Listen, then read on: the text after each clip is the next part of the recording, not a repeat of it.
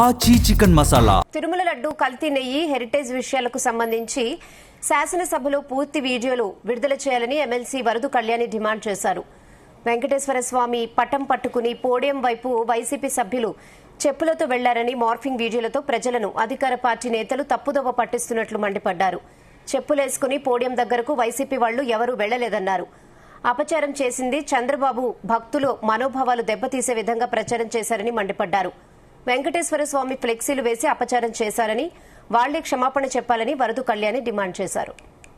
చూసాం గత 5 రోజులుగా హెరిటేజ్ కి ఇందాపూర్ కి ఉన్న సంబంధాల మీద, హెరిటేజ్ కి బోలే బాబాకి ఉన్న సంబంధాల మీద చర్చ పెట్టాలి శాసన మండలిలో అనేసి మా వైఎస్ఆర్ కాంగ్రెస్ పార్టీ తరఫున మా సభ్యులందరం కూడా నిరసన తెలియజేస్తున్నాం.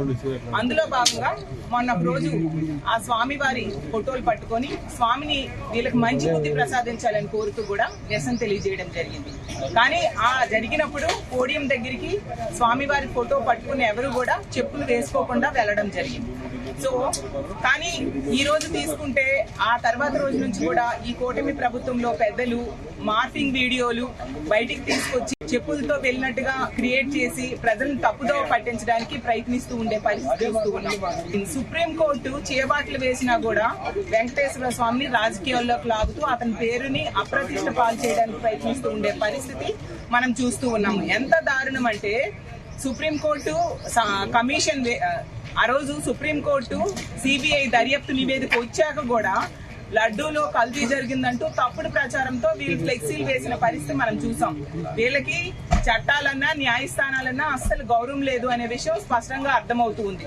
ఇప్పటికి కూడా పోడియం దగ్గర నిరసన తెలియజేసిన వీడియోలు బయటికి రిలీజ్ చేయాలి, అప్పుడే నిజాలు ఈ రాష్ట్ర ప్రజలకు తెలుస్తాయి అనే విషయాన్ని మేము పదే అడుగుతున్నా కూడా ఇప్పటికి కూడా పోడియం దగ్గర ఏం జరిగింది అనేది వీళ్ళు రిలీజ్ చేయకుండా అవసరం లేనివి వీళ్ళు రిలీజ్ చేస్తూ మార్ఫింగ్ వీడియోలు రిలీజ్ చేస్తూ ఉండే పరిస్థితి మనం చూస్తూ ఉన్నాము. ఇప్పటికి కూడా మా వైఎస్ఆర్ కాంగ్రెస్ పార్టీ తరఫున మేము ఒకటే చెప్తూ ఉన్నాము, ఎట్టి పరిస్థితుల్లో ఈ హెరిటేజ్ కి అలాగే ఇందాపూర్ కావచ్చు అలాగే బోలేబాబా సంస్థకి ఉన్న సంబంధాల మీద చర్చ జరగాలి. చర్చ జరిగితే నిజాలన్నీ విత్ ప్రూఫ్స్ మేము సభ ముందు పెట్టబోతూ ఉన్నాము. సో రాష్ట్ర ప్రజలందరూ కూడా